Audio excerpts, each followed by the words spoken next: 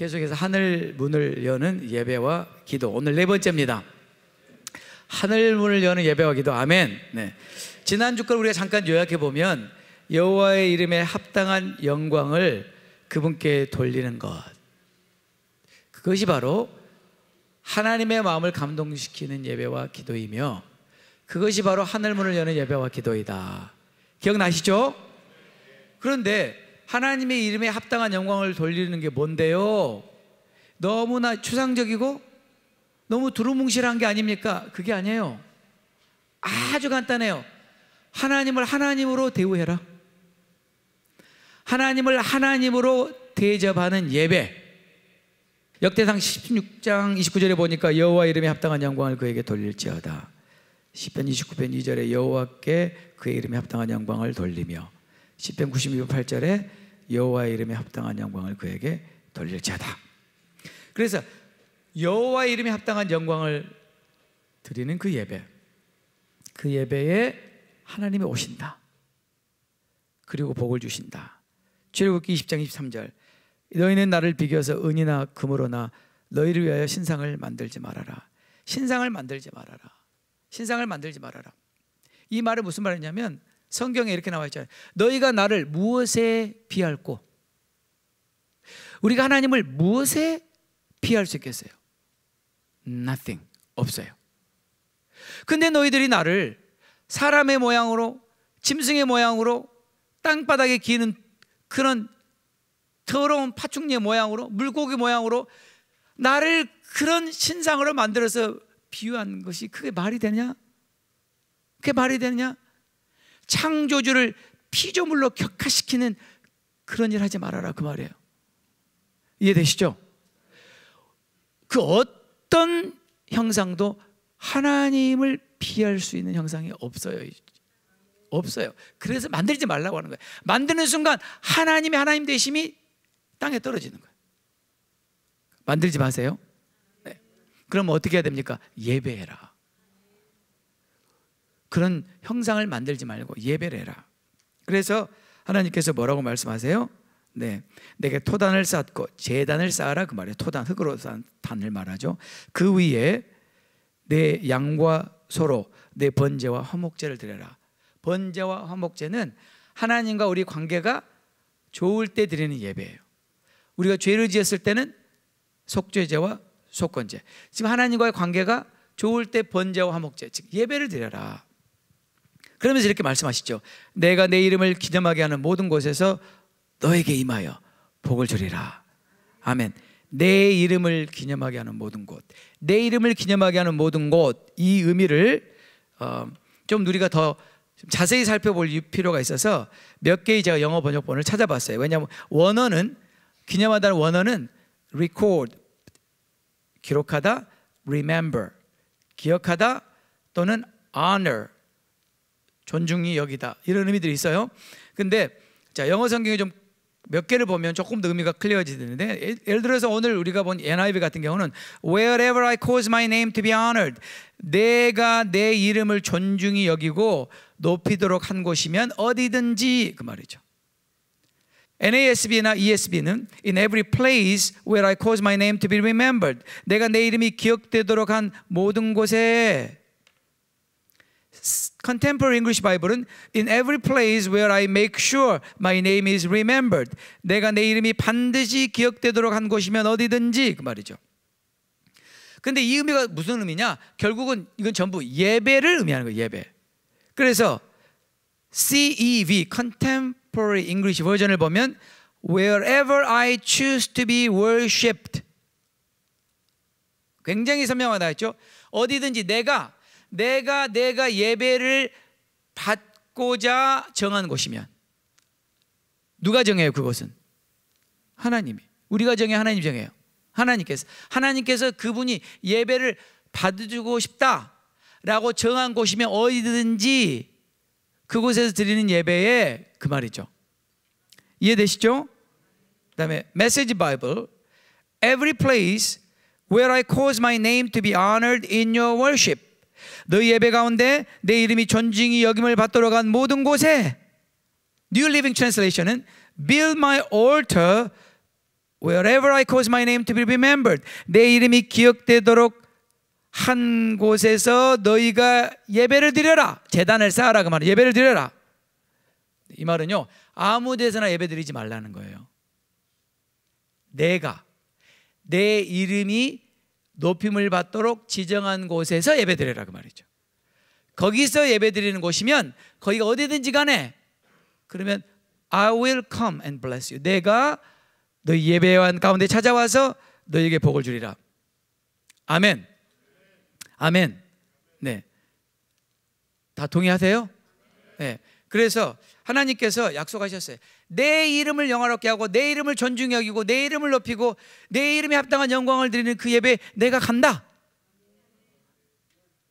오셔서 뭐 하실 건데요? 내가 복을 주리라. 그랬다는 거예요. 아멘. 그러면 이제 우리가 사람인지라 궁금하잖아요. 어떤 복을 주실까?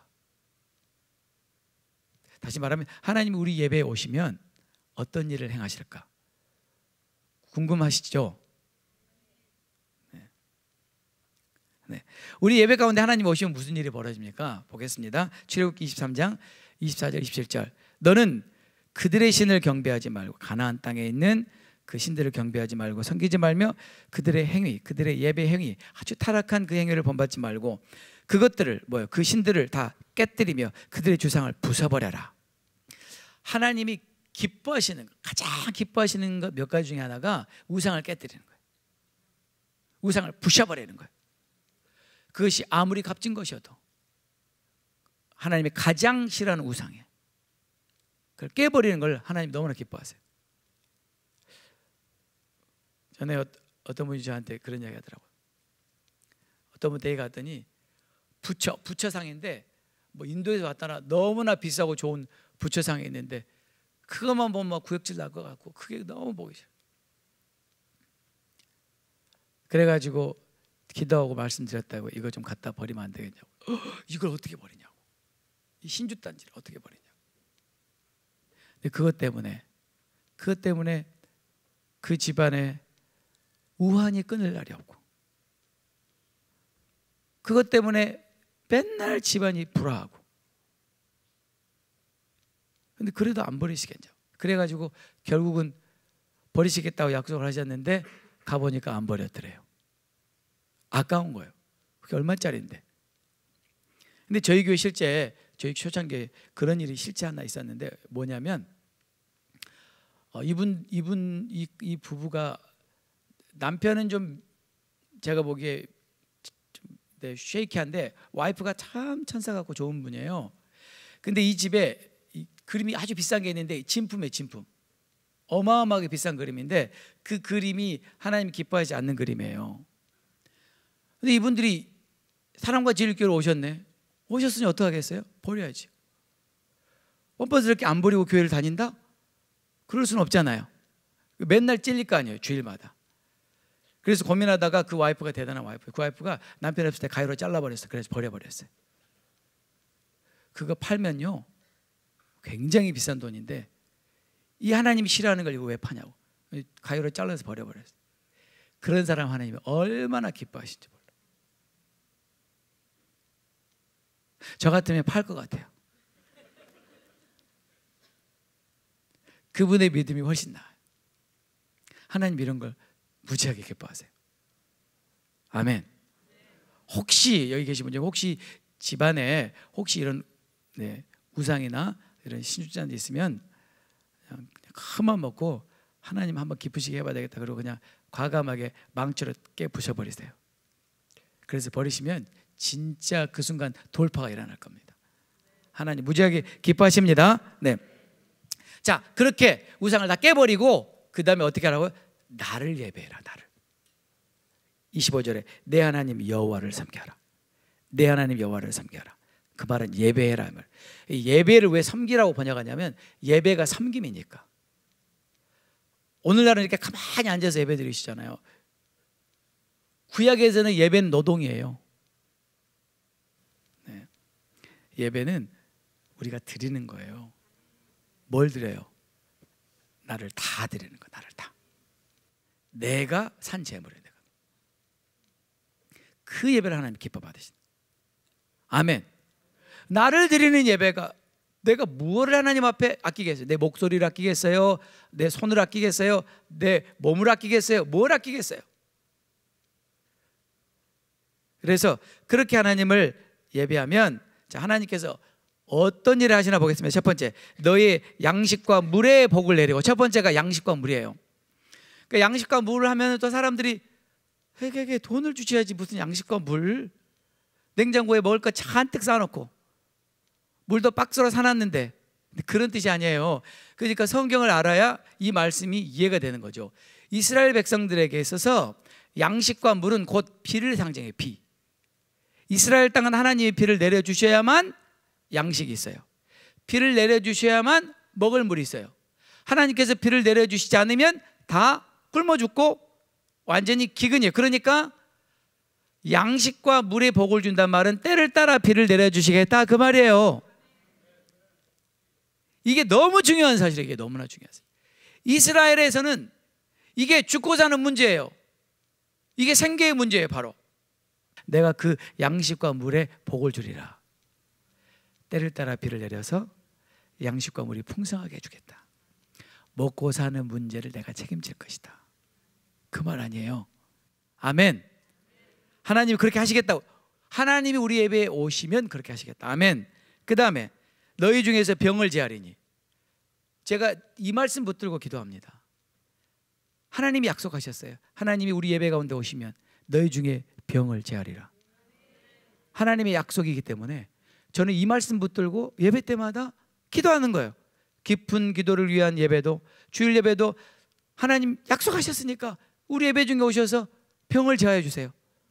병을 고쳐주세요. 병을 고쳐주세요. 그 다음에 26절에 내 나라에 낙태하는 자가 없고 임신하지 못하는 자가 없을 것이라. 우리 교회가 이렇게 자녀들을 많이 낳는 복을 받은 이유가 예배를 잘 드려서 그래요. 아멘. 낳고 싶어도 못 낳는 사람이 얼마나 많은 줄 아세요? 입양하고 싶어도 못 하는 사람들이 얼마나 많은 줄 아세요? 내가 너의 날수를 채우리라. 자기 수명대로 사시고 싶으면 손 들어봐요. 자기 수명대로 일찍 안 죽고 수명대로 사시고 싶으면 빨리 손 들어봐요. 거짓말하지 마시고 다 빨리 손 들어봐요. 다 수명대로 사시고 싶으시면서 손든 사람만 수명대로 살지어다. 이렇게 말하고 싶지만 그러면 좀 치사하다 그러니까 하여튼 다 수명대로 사시는데, 그 수명대로 사시는 법이 예배를 드리면 되는 거예요. 예배 가운데 하나님이 오시면, 이게 하나님의 제 말이에요, 하나님의 말씀이에요? 하나님의 말씀이죠. 그 다음에 27절에 내가 내 위엄을 내 앞서 보내요. 내가 이를 곳에 모든 백성을 물리치고 내 모든 원수들이 내게 등을 돌려 도망하게 할 것이며. 내가 원수들을 다룰 필요가 없어요. 하나님이 하시겠다는 거예요. 하나님 우리 예배 가운데 오시면 이런 일이 일어난다. 그러니까 예배가 중요하죠. 아무튼 그래서 우리 예배 중에 하나님이 오시면 하나님이 일을 행하신다. 이제 그게 지난 주일이었잖아요. 계속 저희가 이제 이어서 다 시리즈거든요. 어제 그제 금요일 날은 우리가 무슨 말씀을 봤냐면 여호와여 일어나소서를 봤어요. 여호와 일어나소서. 그러니까 또 어떤 분은 아니 하나님이 왜 일어나시는데요? 이제 이렇게 궁금해하는 분들이 계실 것 같아서 제가 설명을 드렸어요. 여호와 일어나소서, 이게 무슨 뜻이냐? 하나님의 마음을 감동시키는 예배는 하나님께서 그 보좌에서 일어나시도록 하는 것이다. 그러면 어떻게 됩니까? 원수들이 흩어지고 대적들이 도망갑니다. 자, 민수기 10장 35절에 여호와여 일어나소서. 모세가 기도하죠. 여호와 일어나소서. 일어나서 뭐 하시는데요? 당신 앞에서 당신의 원수들이 흩어지고 당신의 적들이 달아나게 하소서. 아멘. 시편 68편 1절에 하나님이 일어나시니 어떻게 돼요? 원수들이 흩어지며. 시편 9편 19절 여호와여 일어나사 인생으로 승리를 얻지 못하게 하시며. 인간이 신이에요. 인본주의, 자기 힘으로 모든 것을 할 수 있다고 생각하는 이 인생으로 승리를 얻지 못하게 하시며 이방 나라들이 주 앞에서 심판을 받게 하소서. 여호와여 그들을 두렵게 하시며 이방 나라들이 자기는 인생일 뿐인 줄 알게 하소서. 이게 우리가 이사야 64장 1절 우리의 올해 기도 제목이 뭐예요? 여호와의 하늘을 가르고 강림하소서. 그래서 어떻게 되는 겁니까? 주의 원수들을 흩어버리시고 이방 사람들이 주의 이름에 떨게 하소서. 여호와께서 그 보좌에서 일어나시도록 하는 것이 하늘 문을 여는 예배와 기도인데, 그 이유는 왜냐하면 여호와께서 일어나시면 하늘에서 우리 예배와 기도를 맡고 있던 원수들이 흩어져 버리니까, 바로 그것 때문에 막혔던 우리 기도가 상달되고 응답이 된다는 거죠. 하나님께서 그 보좌에서 일어나셔야만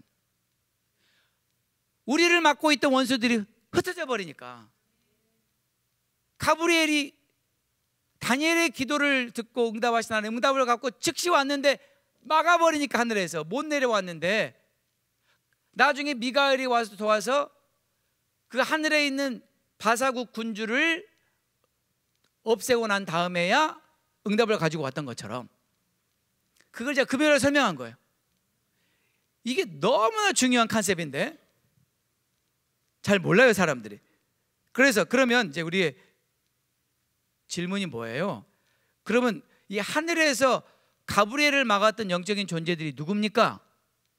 하늘에서 가브리엘 천사장도 막을 수 있을 만큼 막강한 그런 힘을 가진 영적인 존재들이 누굽니까? 에베소서 6장 12절에 바울이 교회에게 주신 말씀에 안서가 있다 말씀드렸죠. 에베소 6장 12절 읽어보면, 우리의 씨름은 혈과 육을 상대하는 것이 아니요 통치자들과 권세들과 이 어둠의 세상 주관자들과 다 가지겠습니다.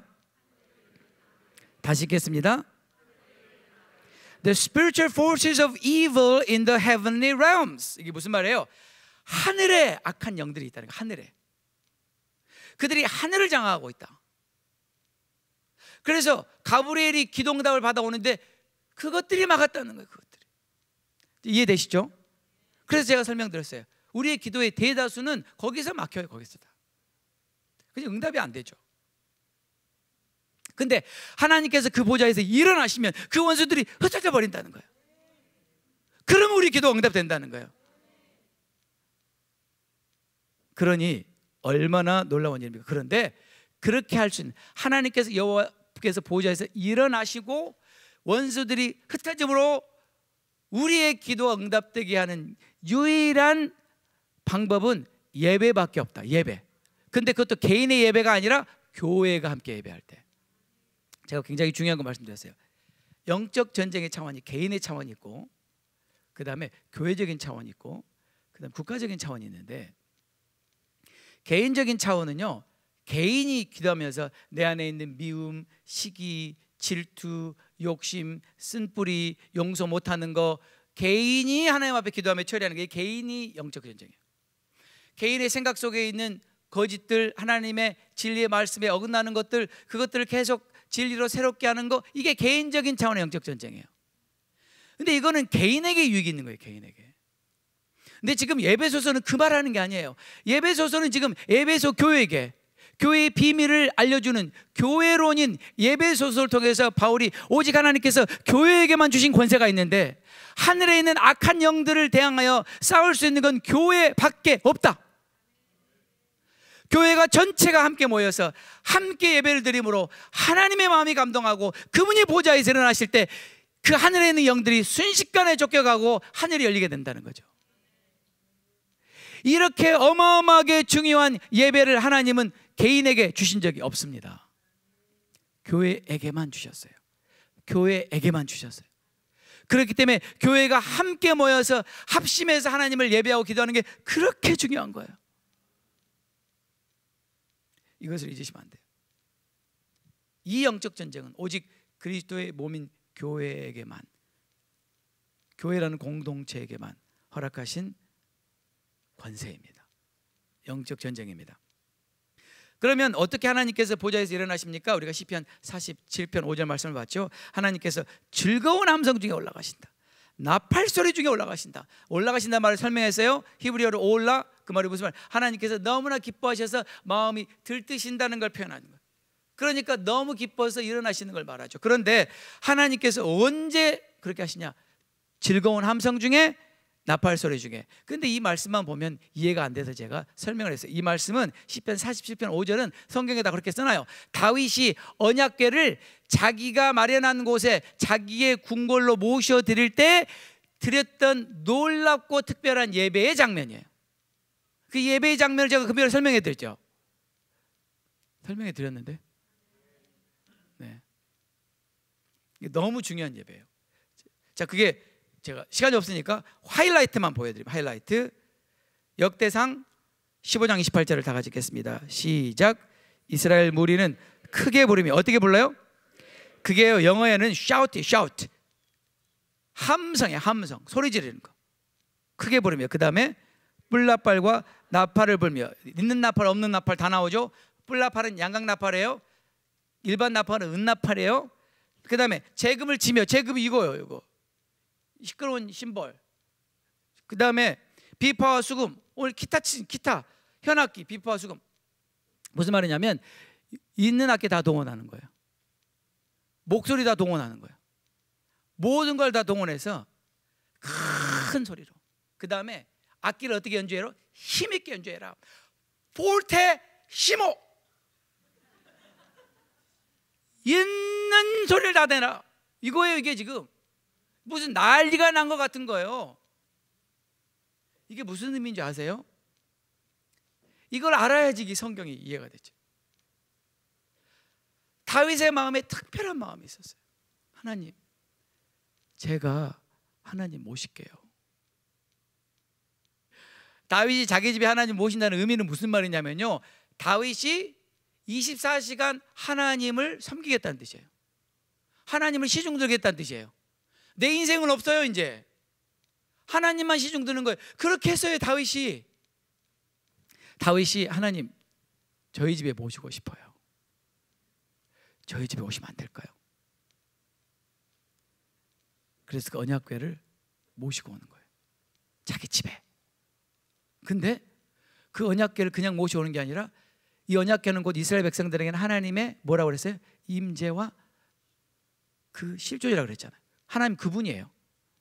언약궤는 하나님 그분이에요. 그분이 우리 집에 오시는데,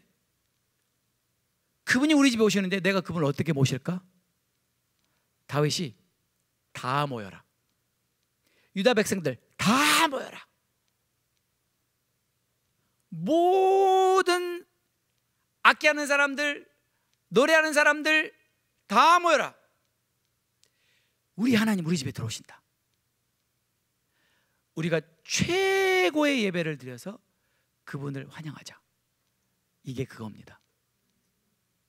이제 이해되세요? 그때 하나님이 기뻐하셨다. 그 함성 중에, 즐거운 함성 중에 하나님 마음이 너무 기쁘셔가지고, 다윗 때문에 너무 기쁘셔가지고 마음이 어찌할 바를 몰라 나팔 소리 중에 올라가시도다. 이런 예배를 우리가 드려본 적이 있습니까?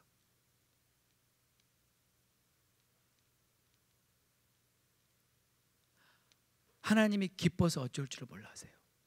왜요? 네가 나를 이렇게 안위해 주는구나. 네가 나를 이렇게 반겨주는구나. 오늘날 어느 교회도 하나님을 반기는 교회가 별로 없어요. 하나님 오시면 불편해요. 교회 하나님이 오시면 불편해요.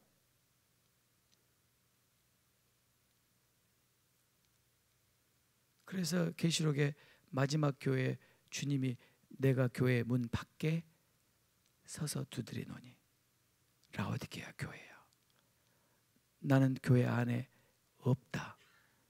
난 교회 밖에서 문 두드리고 있다. 이게 교회의 모습이라고 성경이 말하고 있잖아요. 다윗은 그 하나님을 제가 모실게요. 하나님 제가 모실게요. 근데 하나님께서 그걸 저에게 맡기셨어요. 나를 위해 내가 거할 처소를 만들어 줄래? 라고 물으셨어요. 19년 전에. 그래서 제가 뭔지도 모르지만 제가 할게요. 그게 사랑과 진리 교회가 태어난 이유입니다.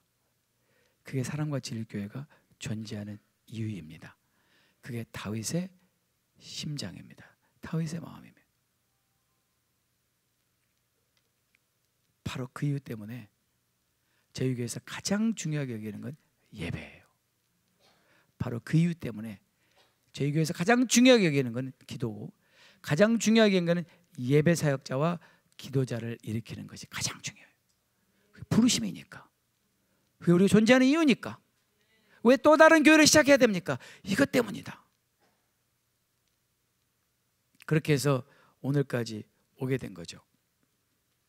언약궤가 이스라엘 백성들에게 뭡니까? 다시 한번 우리가 읽어보겠습니다. 언약궤는 이스라엘 백성들 하나님의 임재 그 자체, 그들의 삶의 모든 영역을 통치하는 하나님 나라의 실존이에요. 곧 언약궤는 이스라엘 되게 하는 것이 무슨 말이에요? 하나님이 이스라엘 중에 거하심으로 이스라엘을 열방 중에 구별한 거예요. 하나님께서 이스라엘 중에 거하시는 것, 그리고 하나님 이스라엘 중에 거하시는 것을 열방으로 알게 하는 가시적인 증거가 언약궤예요. 언약궤. 구약에서는 언약궤 안에 있는 두 그룹 사이에 하나님이 좌정하셨어요. 그러나 신약에서는 우리의 예배 가운데에 좌정하세요. 그렇기 때문에 이 예배를 섬기는 이 찬양팀들이 바로 그 자들인 거예요. 하나님의 언약궤를 어깨에 메는 자들, 하나님의 임재를 섬기는 자들, 이들이 너무나 중요한 거예요. 이 예배자들이 살아야 예배가 살아고, 예배가 살아야 여러분이 살아요. 예배가 죽으면 다 죽게 되어 있어요. 다. 이 팀이 그렇게 중요한 거예요. 그래서 언제나 사단은 찬양팀부터 치는 거예요. 아주 심플하죠. 아주 간단하죠. 그래서 다윗이 하나님의 임재를 너무 사모해서 하나님을 모시고 싶어서 자기 왕궁에 그 자리를 마련하고, 그리고 그 하나님을 모시고자 했던 그 마음, 그 하나님을 모시기 위해서 온 나라를 다 동원해서 하나님 앞에 어마어마한 예배와 영광을 드리면서 그분을 환영하는 그 예배. 이 예배는요, 무엇을 생각나게 하냐면요, 예수님께서 팜 선데이에 예루살렘에 입성하실 때 예언자의 예언대로 사람들이 나귀 타고 왕으로 입성하시는 예수님을 향하여 호산나 다윗의 자손이여 외치고 찬양하잖아요. 그렇죠? 사람들이 막 외치잖아요. 그러니까 모두 모르는 사람이 왜 이렇게 떠드냐고, 그때 예수님 뭐라고 그랬어요? 이 사람들이 잠잠하면 돌들이 소리치리라. 2000년 전에 예수님이 오셔서 예루살렘 성에 입성하실 때의 모습을 상상하게 합니다. 주님 어서 오세요 환영하는 거.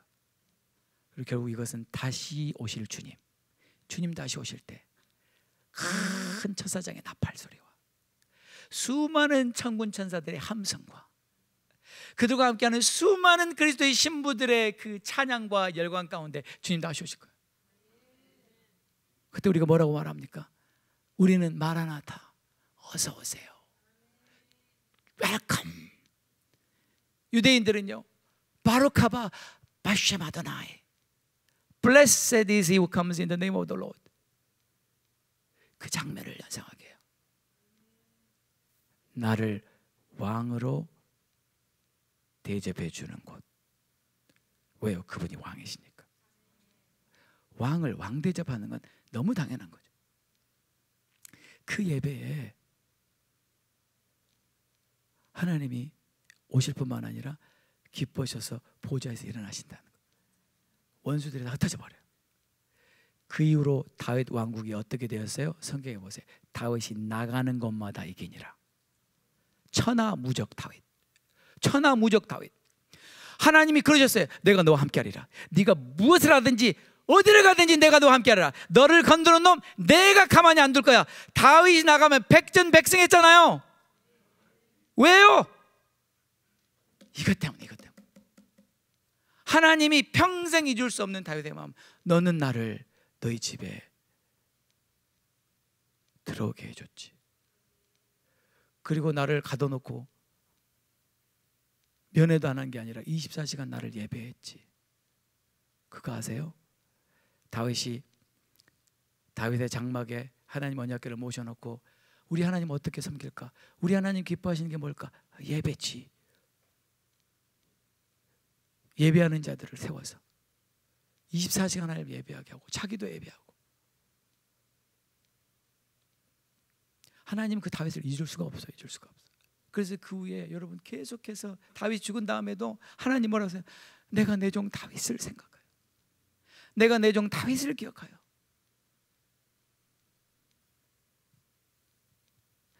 그런 예배를 드릴 수 있다면 얼마나 좋겠어요. 네, 그러므로 종합해 보면 이런 거예요. 하나님의 마음을 감동시키는 예배, 곧 하나님께서 그 보좌에서 일어나시도록 하는 예배는 가장 높은 차원의 영적 전쟁을 승리로 이끄는 비결이다. 그러므로 예배는 영적 전쟁에서 가장 파워풀한 무기입니다. 예배보다 더 파워풀한 무기는 없습니다. 교회가 함께 모여서 드리는 예배보다 더 파워풀한 영적 무기는 없어요. 하늘에 있는 악의 영들을 흩트는 유일한 영적 무기는 교회가 함께 드리는 예배입니다. 그래서 제가 아까도 말씀드렸지만 개인의 차원의 영적 전쟁이 있고 교회 차원의 영적 전쟁이 있습니다. 그래서 개인의 영적 전쟁은 제가 이미 말씀드린 것처럼 개인적인 거예요. 그러나 교회가, 사랑과 진리의 교회가 함께 모여서 예배를 드리게 되면 하나님은 이 예배를 통해서 하늘의 영적 전쟁을 치르게 하신다. 이걸 잊지 마시기 바랍니다. 바로 이러한 이유 때문에 사랑과 진리의 교회가 함께 모여서 예배 드리는 걸 사단이 가장 두려워합니다. 가장 두려워합니다. 왜냐하면 가장 치명타를 받기 때문이죠. 그렇기 때문에 사단은 모여서 예배를 드리는 것을 못하게 하는 거예요. 자꾸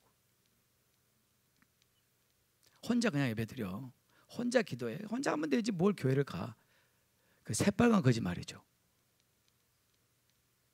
그 개인주의적인 신앙이죠. 하나님 우리를 공동체로 부르셨지 개인으로 부른 적이 없다고 말했죠. 기억나세요? 우리는 몸의 일부로만 존재하지 몸에서 떨어져 나가면 이미 나는 몸이 아닙니다. 기억하세요? 교회가 이렇게 중요한 겁니다. 그래서 사단은 교회를 흩트는 거예요. 힘을 쓰지 못하도록. 우리는 모여야 합니다. 예수님이 다시 오심이 가까운 볼수록 더 모여서 예배와 기도에 전념해야 돼요. 그게 우리가 살 길이에요. 아니 저는 혼자 기도할 건데요. 그게 마귀가 주는 생각이에요. 왜 같이 기도하면 안 돼요? 우리는 하나님께서 한 몸으로 부르셨어요. 우리는 그리스도의 몸인 공동체예요. 함께 모여서 한 마음으로 예배드리고 기도할 때 강력한 파워가 나오는 거예요. 그 파워를 사단이 가장 두려워해요. 가장 두려워해요. 특히 사랑과 진리 교회가 모이면요 엄청 두려워한다는 소식을 제가 들었어요. 근데 성경에 나오는 한 예만 제가 드릴게요. 진짜 성경에 그런 예가 있습니까? Of course. 우리가 잘 아는 성경이에요. 그게 뭐예요? 여호사밧과 유다의 대승리. 역대하 20장을 보면 자 이런 얘기입니다. 한번 들어보세요. 여호사밧이 유다의 왕으로 있을 때 주위의 모압과 암몬과 마온 사람들이 연합전선을 펴가지고 유다를 치러 옵니다. 아주 정말 국가적인 위기죠. 어마어마한 위기가 찾아온 거예요. 그때 당시에 그 군대의 숫자가 미니멈 20만에서 30만이에요. 미니멈. 많게는 100만이에요. 어마어마한 숫자가 얼마 되지도 않은 유다를 그냥 삼켜버리려고 오는 거예요. 방법이 없어요. 위기 중에 위기예요. 이 위기 때 여호사밧이 어떻게 하는지 볼까요? 3절. 자, 여호사밧이 어떻게 하는지 3절. 여호사밧이 두려워하여 여호와께로 낯을 향하여 간구하고 위기가 닥쳤을 때 즉시 사람을 찾아가거나 즉시 사람에게 도움을 요청하는 게 아니라 여호사밧은 위기가 찾아오자마자 즉시 누구에게로 나갑니까? 하나님 앞에 나가서 하나님께 간구하죠. 이게 영적인 순발력이에요. 위기가 올 때 위기에 휩싸여 가지고 어찌할 바를 모르는 사람은 위기를 이겨낼 힘이 없어요. 위기가 다가올 때 즉시 하나님을 향하는 사람, 영적인 순발력, 즉시 하나님께 기도하는 사람. 여호사밧이 이 어마어마한 위기가 왔을 때 즉시 하나님께 향하죠. 그리고 간구하죠. 그리고 깨달았어요. 이거는 국가적인 위기다. 나 혼자 기도해서 될 일이 아니다. 그래서 온 유다 백성을 다 불러 모으죠. 다 모여라. 그리고 금식을 선포하며 기도해라. 금식과 기도. 우리 교회 같지 않아요? 그래서 여호사밧과 온 유다 백성들이 다 모여서 하나님 앞에 기도하는데 여호사밧이 그 회중들 다 모인 가운데서 회중 기도를 인도하는데, 기도를 어떻게 인도하냐면요, 두 가지를 근거해서 기도 인도하는데, 첫 번째는 하나님이 누구신가. 우리가 하나님 앞에 나갈 때는 맨 먼저 하나님이 누구이신가를 먼저 고백하는 거예요. 어디에 나와요? 6절 볼까요? 6절 보겠습니다. 이르되 우리 조상들의 하나님 여호와여, 여호와여 이름을 부르죠. 오 롯, 여호와여, 주는 하늘에서 하나님이 아니십니까? 하나님은 하늘의 하나님, 그 말은 하늘에서 땅을 통치하시는 분이다 그 말이에요. 그러면서 뭐라고 말씀하세요? 이방 사람들의 모든 나라를 다스리는 분이 하나님이 아니십니까? 우리만 다스리는 게 아니라 이방 나라도 하나님이 다 다스리는 분이 아닙니까? 그 이름이 여호와 아닙니까? 여호와. 주의 손에 권세와 능력이 있사오니 능히 주와 맞설 사람이 없나이다. 하나님이 어떤 분입니다 라고 고백한 다음에, 그 다음에 뭐라고 말해요? 그 다음에 기도는 하나님의 약속에 근거해서. 뭐에 근거해서요? 우리의 기도의 근거는 하나님의 약속이에요. 하나님 약속에 뭐라고 합니까? 7절에 우리 하나님이여, 전에 이 땅 주민을 주의 백성 이스라엘 앞에서 쫓아내시고 그 땅을 주께서 사랑하시는 아브라함의 자손에게 영원히 주지 아니하셨나이까? 영원히 주셨습니다.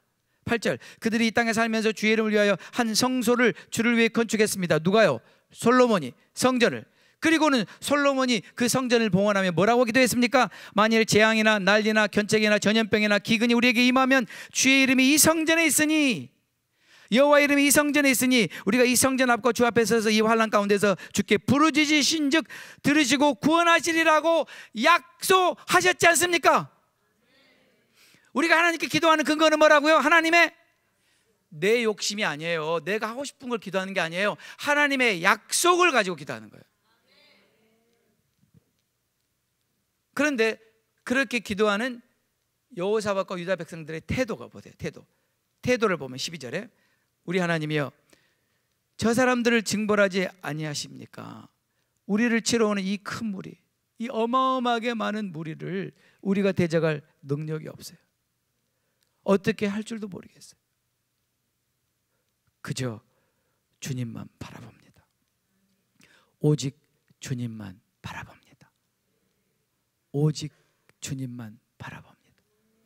사람의 방법, 사람의 지혜, 내 경험 의지하지 않습니다. 왜요? 의지해봐야 안 되는 거예요. 이거 어떻게 해야 될지 모르겠어요. 어떻게 해야 될지 모르겠어요. 그때 어떻게 한다고요? 오직 주만 바라봅니다. 오직 주만 바라봅니다.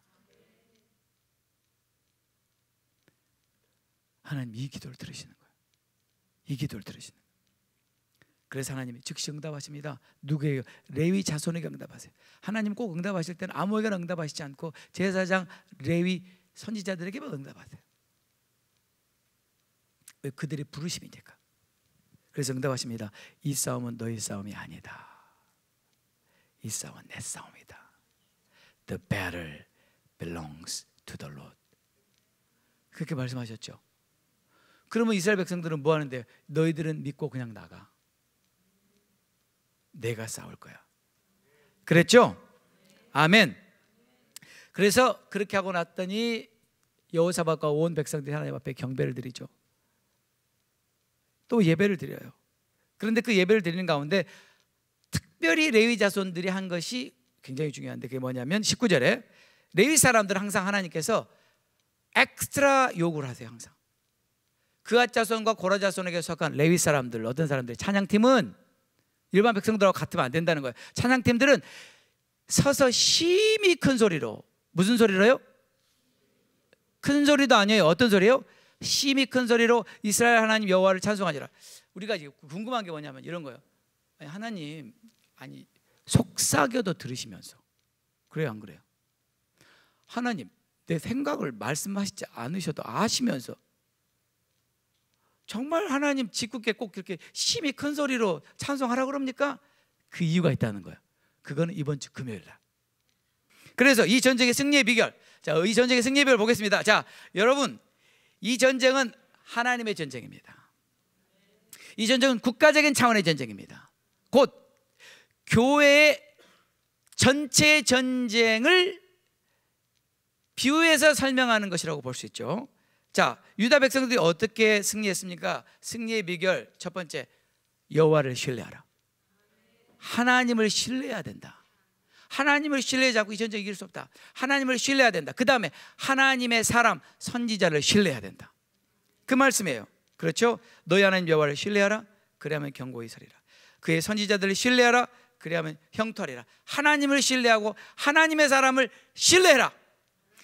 여기서 하나님의 사람으로 세움받은 여호사밧의 지혜를 따라서 나가라.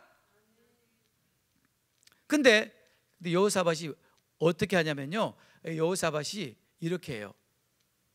노래하는 자들을 뽑아요. 노래하는 자들. 노래하는 자들이 누구예요? 네, 우리 찬양팀. 노래하는 자들을 뽑아가지고 노래하는 자들을 거룩한 옷을 입혀서 맨 앞에 세워서 하나님을 찬송하게 합니다. 우리가 잘 아는 스토리, 성가대 세미나 할 때 맨날 들었잖아요.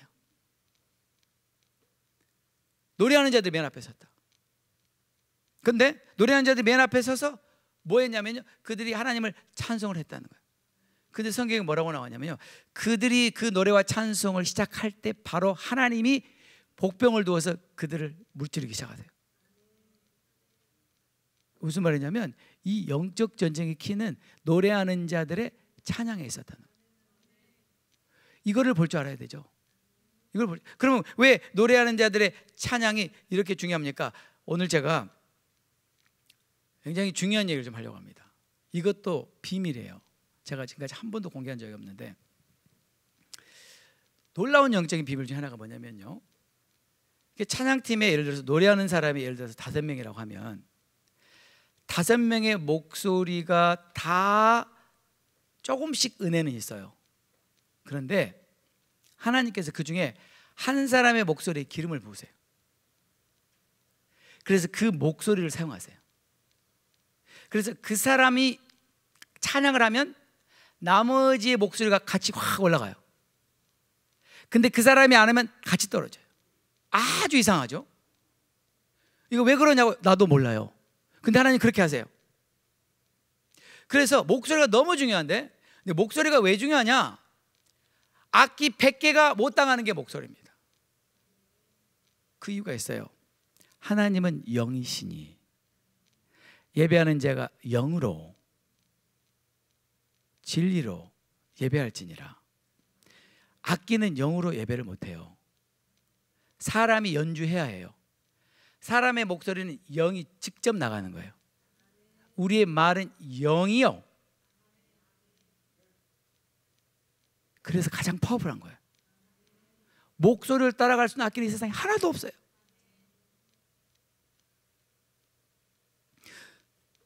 그래서 하나님은 노래하는 자를 쓰시는 거예요. 놀랍잖아요. 노래하는 사람을 세워야 돼요. 왜요? 기름 부음 받은 목소리로 하나님을 찬양할 때 하나님이 일하시는 거예요. 아무 목소리나 되는 게 아니에요. 또 그렇다고 또 그럼 우리는 뭐 합니까? 걱정하지 마세요. 이 찬양팀들이 먼저 이끌고 나가면 그러면 그 은혜가 우리에게 다 같이 임하는 거예요. 항상 한 사람으로 시작해요. 한 사람으로. 근데 그 사람이 누군지 몰라요. 바뀌니까. 누가 인도하냐에 따라서 그날 예배의 기름 부음의 강도가 확 달라지죠. 목소리 때문에 그래요. 목소리. 이게 비밀이에요. 그래서 목소리가 중요한 거다. 목소리가 키다 그러셨어요. 기름 부음 받은 목소리가 열쇠다. 그러니까 기름 부음 받지 않은 목소리나 기름 부음이 약한 사람이 아무리 해도 못 올라가요. 그 절대 못 올라가요. 근데 기름 부음 있는 사람이 딱 입을 열어서 시작하면 벌써 붕 올라가요. 놀랍지 않아요? 이게 예배를 좌우하는 거예요. 결론입니다. 그 전쟁의 결과로 유다 온 백성들의 평강이 임했습니다. 여호사밧의 나라가 태평하였다. The kingdom of Jehoshaphat was at peace. 그리고 하나님께서 그들에게 rest, 안식을 주셨다. Peace and rest. 평강과 안식은 전쟁에 이길 때만이 주어지는 것입니다. 이 싸움에 이길 때만. 전쟁에 지면 어림도 없습니다. 자, 그러면 4가지를 제가 오늘 요약할 텐데 이걸 여러분 절대 잊지 마세요. 첫 번째, 모든 예배는 영적 전쟁입니다. Every worship is a spiritual battle if it's a true worship. 정말 그 예배가 참 예배라면 그 예배는 영적 전쟁이 될 수밖에 없어요. 왜요? 그 예배는 반드시 원수의 진영을 깨부실 것이기 때문에. 그래서 예배는 영적 전쟁이 될 수밖에 없기 때문에. 그래서 사단은 이 예배를 못 드리게 하는 거예요. 어떤 예배가? 개인의 예배가 아니에요. 교회가 연합해서 한 마음으로 함께 드리는 예배는 사단의 진영을 흔들어 버려요. 그래서 사단이 이걸 제일 두려워해요. 사단은 사랑과 진리 교회가 모두 모여서 함께 드리는 예배를 가장 두려워해요. 반드시 하늘의 영역에서 그들이 쫓겨날 걸 알기 때문에. 이게 가장 무서운 전쟁이에요. 그래서 두려워하는 거예요. 그래서 어떻게 해요? 못하게 하는 거예요. 어떻게 해요? 야, 오늘 교회 가지 마라. 오늘 직장에 갔다 지치고 피곤한데 그냥 일찍 잘래. 그래 일찍 자. 좋은 생각이야. 이게 전부 다 사단이 주는 거짓말인 거 아세요? 하나님은 하나님의 군대를 모으고 계세요. 모여야 한다. 모이기를 힘써야 한다. 모여서 전심으로 예배하고 기도해야 된다. 그래야 하늘의 영역이 뚫려야 너희 모두가 산다. 너 혼자 살다고 골방에 처박혀서 기도하지 말고 모여서 기도해야 된다. 합심해서 기도해야 된다. 이 예배만이 너희를 살리는 길이다. 이거예요. 이거 이해하셨어요?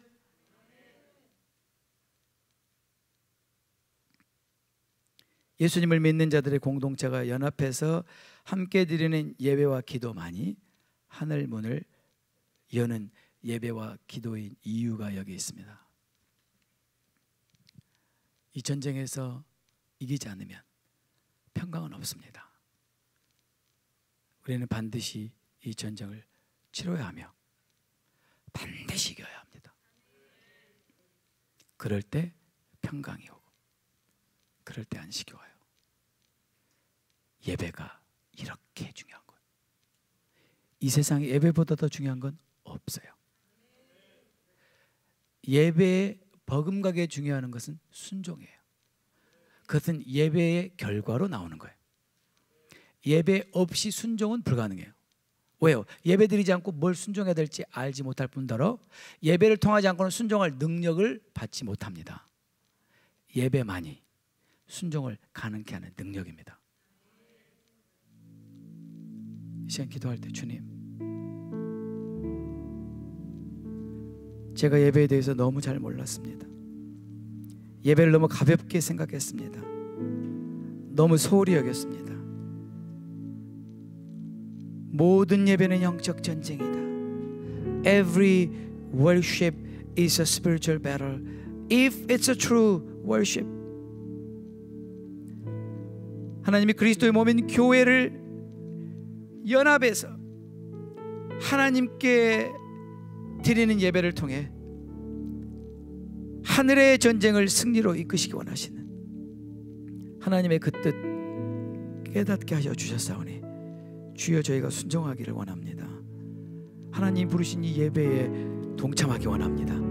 하나님이 나의 군사들아 모여라 말씀하실 때 우리가 모이겠습니다. 오늘 여호사밧과 유다 백성들처럼 한 마음이 되어서 금식하며 기도하며 하나님을 찬양하겠습니다. 하나님을 높여드리겠습니다. 여호와 이름에 합당한 영광을 드리겠습니다.